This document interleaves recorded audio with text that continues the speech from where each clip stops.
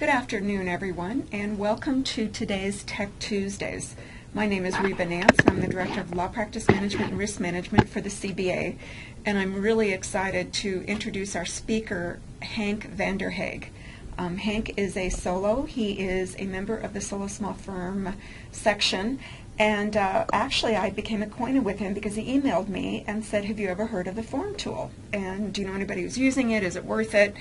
And I emailed him back and said, funny you should ask, because it's something I just learned about and I'm really excited about it. In fact, I downloaded it and gave it a try. So Hank graciously consented to give this seminar. Couple quick things. Please either mute your phone or certainly be quiet, because we are recording this. It will be up on the website at cobar.org/TechTuesdays, so you will be able to watch it after the fact. Also, we now have a CBA member benefit with the form tool. There's a free version. The pro version is only $89, and CBA members get a 10% discount off of that. And that is a one-time cost. It is not a yearly amount. And in order to find out that information, you go to cobar.org and click on Member Benefits on the upper left-hand corner. Before I forget to, next month, Tech Tuesday is October 22nd, and the title will be Securing Your Wireless Network with Sue Borges. So I hope you join us for that as well. So Hank, I'm going to go ahead and turn it over to you, and thanks again for agreeing to present this. All right. Well, thank you. And I guess before we get started, I'll give you a short disclaimer. I am not a power user of this tool. I think that Reba she wrote me into doing this because I might be one of the few people that she knows is actually using it or giving it a try. But first, what we're dealing with here is it's a Word add-in, from what I understand. And if you go to www.theformtool.com, it looks like this, and they have a free version and a Word version, or a free version and a pro version. The pro version is like $89. And when you download it, it comes with instructions. Download it, open it up. You open Word, close Word, and then when you open Word again, you'll have this tab called the Form Tool. And mine has a lot more buttons in it than the free version does. But basically, now anytime I go into Word, this tab's already here, and I can mess around with my forms and do what I want with it. The reason why you would want to get this tool is because it saves time, and it really reduces or eliminates a lot of the errors that come with drafting any documents. Does everyone else hear like some sort of rhythm kind of beating through their speakers? Yeah. I don't know if you all hear that, but I'm going to see if somebody has something going on, and it's starting to drive me nuts. I'm going to see if I can just mute everyone. Yeah, if you can try and do that, that'd be great. I've tried muting everyone, and it doesn't do it, so I don't know if it must be something with the connection. But, well, hopefully we can all live with that, because, it's kind of annoying. But I may see if I can try muting it here, Hank. We'll see. All right. But anyway, so the reason you would want this is because you can create your forms to automatically fill in blanks or automatically add or delete text based on a question and answer table. And if you're like me, and assuming that you can all see my screen now, you used to, for a lot of your form documents, have something that looks like this. You have a document, bracketed language, stuff kind of hanging out there, and you'd find and replace or scroll through the document and type stuff in. And when you're doing that, you run the risk of either missing one of your blanks, or having, if you're using find and replace, you have something where the name for one of the blanks is a little different, and so your find and replace doesn't pick it up, and you have errors hanging out there in your document. Plus, it just takes a lot of time scrolling through these things. So what this tool will do is, and I'll walk through some examples, is it'll allow you to fairly easily create a form that can be used over and over again and filled in quickly. So the basic version, which is the free version, and I'll just kind of start working through this funny little document that I put together. The basic version comes with just a few features, and the first thing that you would do to start a new form would create a table. And so this is you click the table button and this table pops up. And let me add a few rows here, but the whole tool is based off this table that shows up at the end of your document. Once you have a table inserted, you can you put in your fields and your questions. Text attorney, and ordinarily you would walk through here and you put these labels in. You can ask questions. What is the client's first name? What is the client's last name? What is the date? Whatever. I'm not going to really waste much time filling those in. And then there's this answer box. The free version, comes with the answer button too, and you click the answer button, and you have options for what type of answer it is. And with the free version, you're looking at pretty much just text answers, and so you go through and just say, all right, they're all text answers. Even the one that's a date is a text answer. And I'm just kind of running through this example quickly because we don't have a lot of time, and I just want to show you how quick it is to use this tool. So all right, so I created my table. I just have, and this is just going to be a simple fill-in form. Name, date, some text, and attorney name. Then what you have to do is you have to go through your form document, and anywhere where you want something to be completed, you have to add a field. And so you'd go up to your form tool tab, click the field button, and it asks you, well, which from your table do you want to insert? In this case, I want a first and last name, and sometimes you'll throw them both in one box. But so I go first. I want it all uppercase for some reason. Add that. I'll put a space and add the last. Insert that uppercase. And I want a date, and this is one thing that's kind of cool about it, is you can, when you do your date, you insert that field. You can format the date however you want. And if you see the drop-down box, there are just a whole bunch of different date formats, and I'll use kind of the, I guess that's what Europeans or something do. Then I'll run through here, add first name again with just a first capital. You can also, when you do these fields, you can cut and paste them if you just want to do cut and paste. And I set this up just because I was like, well, let's throw a spot in here where we just want to dump some text in. Free form text, done, and attorney name. Add that. So in what we're looking at, in 2 minutes here, I just threw a bunch of fields in that we can complete. The one thing that you want to do if you're working with one of these form tools or any real form is before you start messing with it and filling stuff in and whatever, you want to save it as a document template. So you'll go save as, your little save as dialog shows up, and you'll want to go down to the save as type. And the extensions are a little bit different depending if you're using the older Word or the newer Word. But now, like, Word templates are .x. And the reason this is important is because you want to save this to use it over and over again. And if you just save it as a Word document, like a lot of people do with their forms, if you punch in a bunch of changes and accidentally hit save, you've just wrecked your form. You can't hit the undo or something like that and fix it. You're going to have to find all your changes or redline it against something and figure out what you did. So you always want to save these templates as a .x.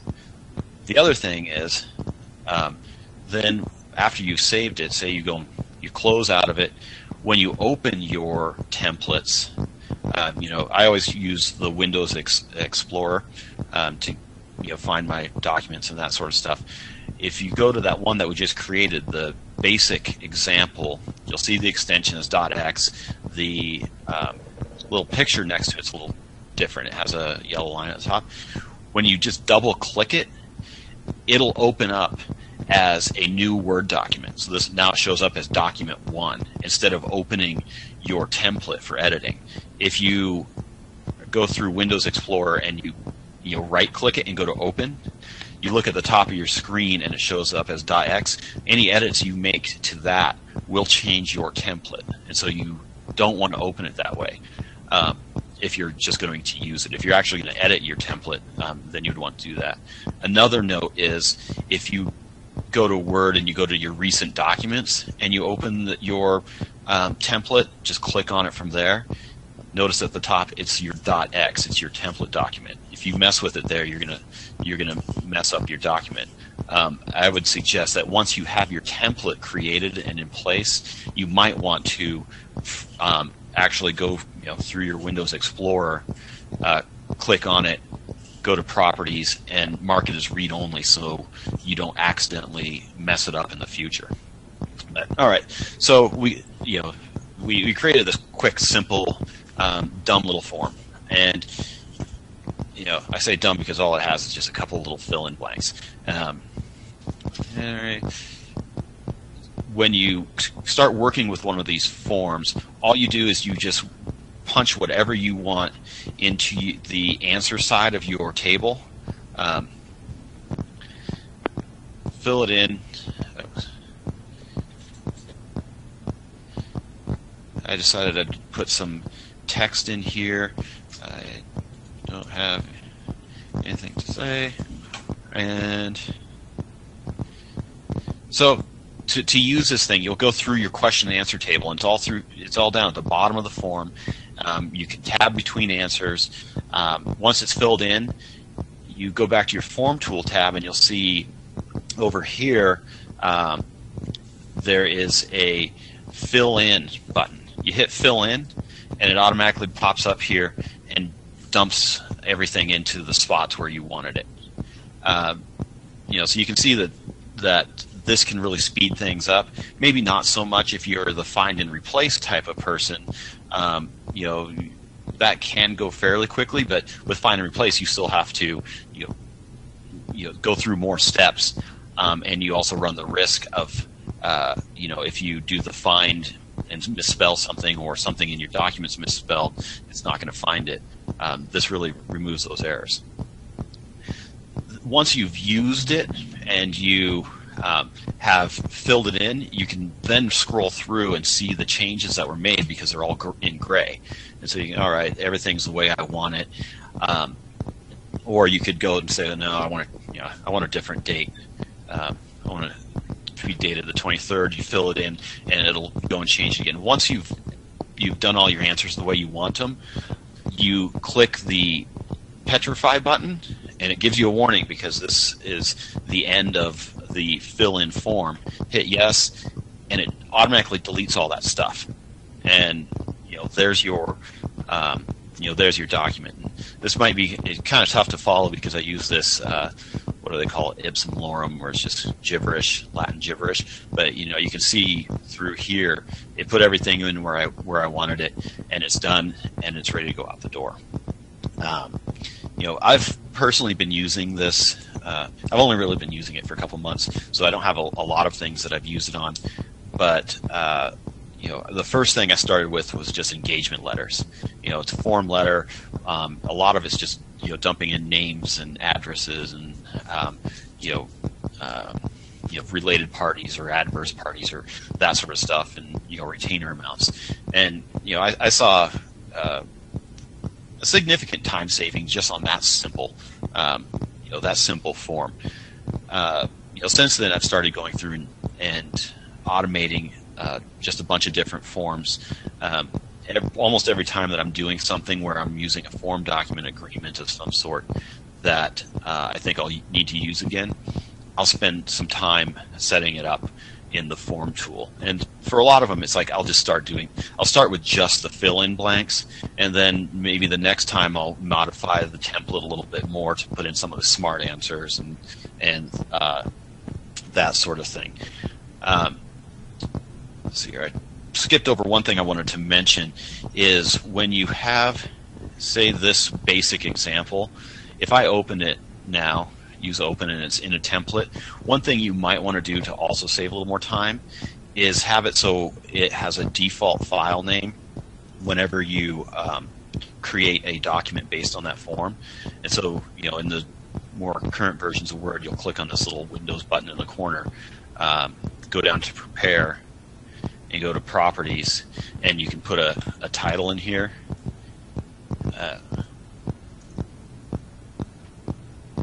Close that, save that, get out of the form. And so now when I go in and I use this form, I open it up, and now, say I filled it in or whatever, and I wanted to save it. When I go to Save As, in my file name, it automatically has the beginning of the name that I gave it in those properties. And so this comes in handy if you're going to be doing a lot of forms or files based off of that one form, and you want to have a uniform naming convention. You can have your file name already filled in with that, and sometimes it might just be something where you use a date convention. You just have to punch it in and it's saved. Hey, good for you. That's not me. Not me either. Okay, so somebody's telling me that this is getting boring, I guess. I think the hook's going to come out. It's sort of like the Emmys. Yeah. So those were my comments on just using the basic, the free version. And this is pretty useful. I started out just using the free version to put some fill-in-the-blank stuff on my forms. I thought I would run through a couple other examples of what you can do if you get the paid version. I created this form in like 15 minutes this morning, and I said, all right, it's a letter/memo form. And when you open it up, it is ugly and confusing. What's all this stuff that's in here? So I open it up, and I go to the Start button, and that brings me down to the fill in the blank question and answer table. And you'll see a whole list of questions. So if you look at it, you're like, I don't know what this thing is. You go down here, and what I did is I created just a form where I can switch between either a memo or a letter format. Just easily fill that in.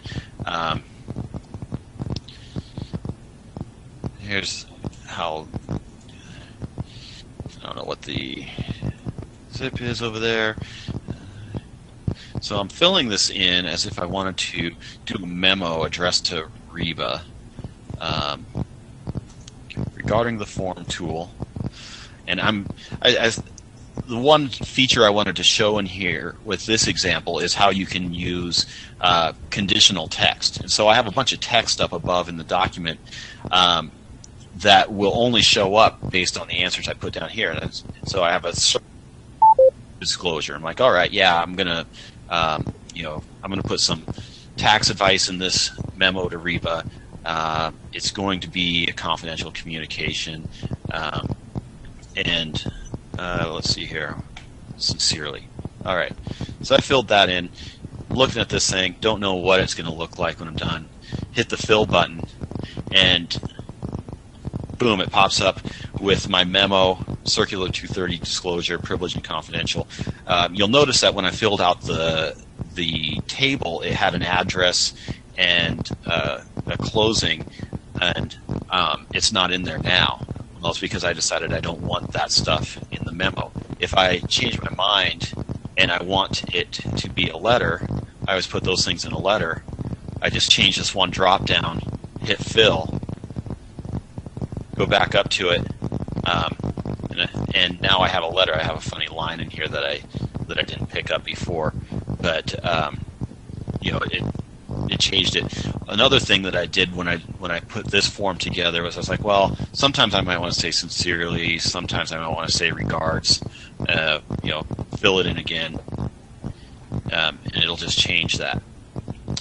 These sorts of changes where it has these yes and no answers, and will put whatever I want based on the yes and no. Those are your conditional answers, and those only come with the pro version of the tool. And another thing that's kind of neat about this is for this one here, where it's the closing, and this is a list answer, and if I click my answer button like we did before where I had text, here I put it as a choice, and I put it down as a drop-down choice, and I can put as many different choices as I want here. So I've had it set up with sincerely and regards, but I could put, see ya in there, add it, and now, just choose to put, see ya, fill it again, and there it is. The other thing that you can do is reset it, and now your form will come back to everything that you had before it was filled in. And you'll see when you're doing your fill-in stuff with conditional answers, it has these funny lines with ifs and whatever. They can be a little bit annoying to edit because you'll have to learn the language of the form tool to figure out where these go if you're trying to have a couple extra lines, paragraphs, or something like that. So that's a kind of a little more advanced example. And then what did I have? Thought I would run through one other more complicated example that I put together. I went and grabbed a form out of the Colorado Wills and Truss Orange Book because I have, I don't really do estate planning, but from time to time I'll have a friend who can't afford an attorney, doesn't really need estate planning, but says, well, I don't have a will, and we just had a kid or something like that. I'm like, well, let's put together a quick will, so they have something. I threw this one together. It took me a couple hours to actually set it up, but now that it's set up, I can get the first draft of this done in 15 minutes. After that, and then I have to work through it to see if there are things that I want to change or whatnot. But you can, when you're dealing with a document that you might have, for example, in this one here, well, how many, you don't know how many kids they have, or, well, you do now, but when you're setting up your document, you don't know how many kids your client might have. So you can set it up to where it'll create these lists. And so for this one here, they have Bob and Joe. You can create these answers that are derived from that. And so you refresh it after you put that in, and now it's like, well, somewhere in the document it'll need the birth dates just for these two kids.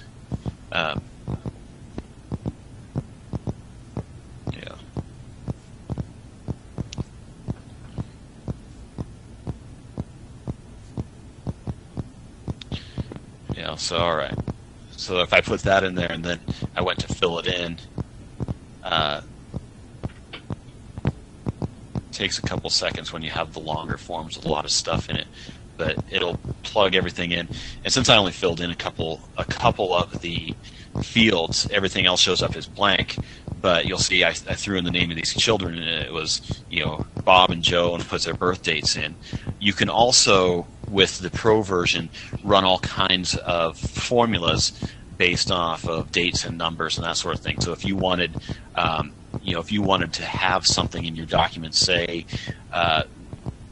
that Bob gets some asset when he turns 25 or whatever, you could have it calculate that exact day based on the answer that you put in that one box.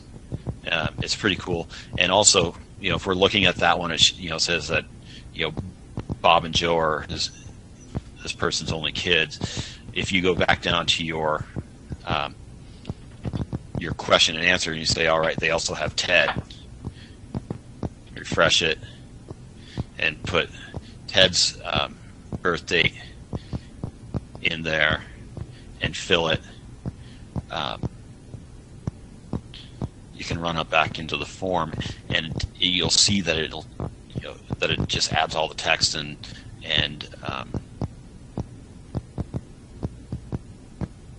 so now you have Bob, Joe, and it puts the comma and Ted. So that's just kind of an example of some of the stuff that you can do with it. I'm not going to run through a lot, very many more of examples in these documents, but some other features that are really useful from the Pro version. These conditions where you can add words or phrases or that sort of stuff. Other smart answers. I didn't create an example that does like the Mr. and Miss and that sort of thing. But say we wanted to go back, I thought that was a really well, I'm not going to mess with it just because we don't have a lot of time to deal with it. But you can set these answers up so that let's see here. So in these boxes, you can set up these answers where they will ask you if there's a pronoun, and so I can put in Reba and say it's that we need a she. And then throughout my document, I could throw in a field based off of the first name here and use the pronoun and say, oh, not that, Miss. So now when I fill it in, it's going to be addressed to Miss the form tool because somehow I threw my answers in the wrong spot. But you see, you can walk through. Oh, I threw it in front of the re. But you can walk through your documents and set them up with Mr. and Miss, his, her, their, all that sort of stuff. You can set up singulars and plurals.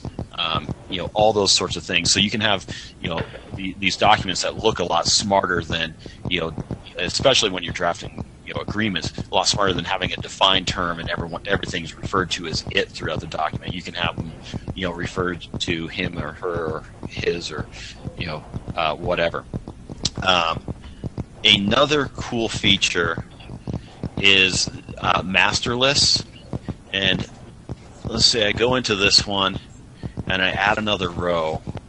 I haven't used very many master lists, but I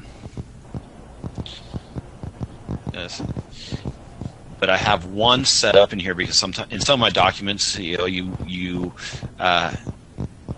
might want to keep referring back to the same answer back and forth. So I have this master list called entity types.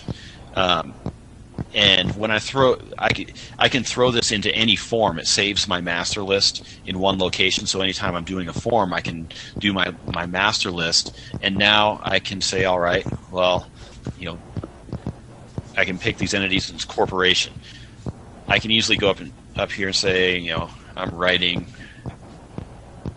about your field entity. Done. Fill it in. Oh yeah, I'm writing about your corporation. If I change it,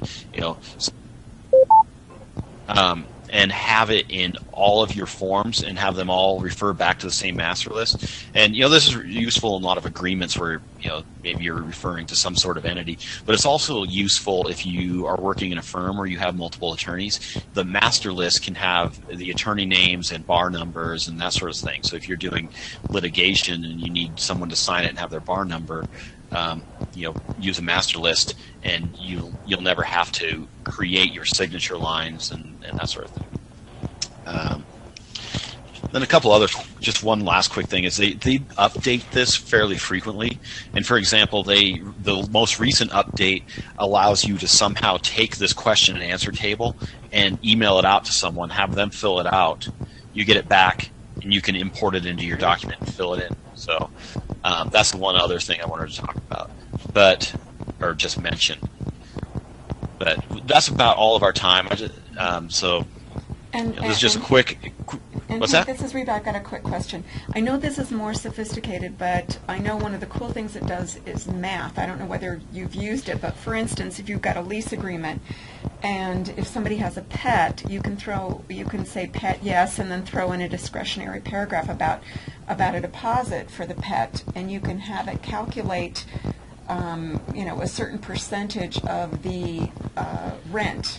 And you can say, okay, the rent's $1,000, and you want the pet deposit to be 10% of $1,000, and it can generate that for you. Have you used that function? I haven't used much. You can do a lot of math functions with this thing, and I haven't used very many of them at all. The one thing that I've used it for is I was doing some organizational minutes for a corporation, and authorizing a certain number of shares for different consideration and whatever, and I always like to put a little table in there that says the corporation is going to issue X number of shares to this person for whatever dollars, and I set up a table where at the bottom I can sit there and just throw more and more names in, how many shares and how much they're paying, and when I fill it in my director's minutes, it lists their names, lists their shares, and has totals at the bottom.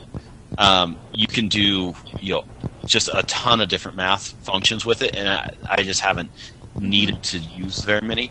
I should mention that that on the website for the form tool, you can download their expert user guide, and it's a 125-page PDF that tells you how to run through each function that they have, and also have some detailed examples. So you might be sitting there going, well, I'd like to figure out how to calculate a percentage of the rent, like Reba just talked about. You can pull out the user guide, and it should have some example that gets you pretty close to that. And then once you've kind of figured out the language that it uses, you can adjust it.